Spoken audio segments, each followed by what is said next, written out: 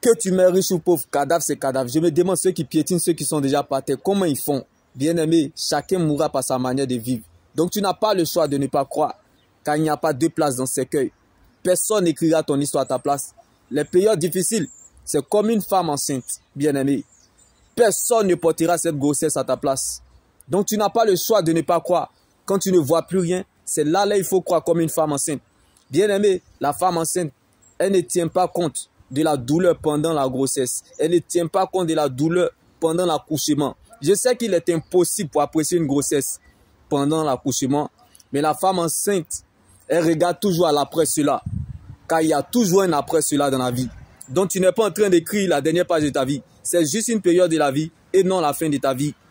Comme l'enfant naît, grandit, vieillit et il meurt. Toute chose a une date d'expiration.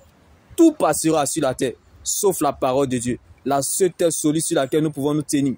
Je ne sais pas pour toi, mais pendant que Abraham pensait à sa vieillesse et sa femme Sarah regardait à sa stérilité, Dieu voyait des nations. Si Dieu pouvait te montrer le futur, alors laisse donc Dieu gérer ce que tu ne connais pas.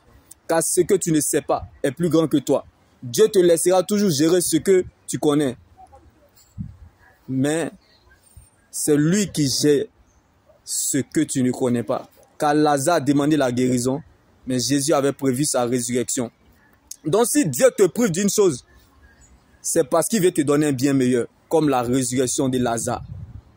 Donc, si tu n'as pas encore eu ce que tu cherches, espères ou attends, prépare-toi et réjouis-toi. Laisse Dieu faire à son prix, à sa vitesse et à son temps voulu. Car ce que Dieu cherche et veut bâtir en toi a plus de valeur que ce qu'il veut te donner. Ce que Dieu veut développer dans ton caractère a plus de valeur que ta prospérité. Ce que tu veux avoir te conduire en enfer. Pourtant, Dieu veut te garder auprès de lui. C'est pour cela qu'il te préfère d'être dans cette situation. Car parfois, Dieu nous met à l'abri du danger en nous faisant passer par des périodes très difficiles. Parce qu'il veut nous protéger, il veut nous cacher, il veut nous préparer. Selon les hommes, on se prépare pour obtenir un résultat. Mais selon Dieu, la préparation est le résultat. La destinée n'est pas la destination. Donc la chaussure qu'on porte, c'est en fonction de la distance à parcourir. On peut tout enlever, mais si on te laisse Dieu, c'est qu'on t'a tout donné.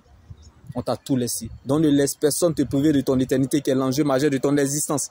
Reste focalisé sur le Seigneur Jésus-Christ seul, car la preuve, la valeur et la raison de ton existence, c'est ton salut en Jésus. Shalom.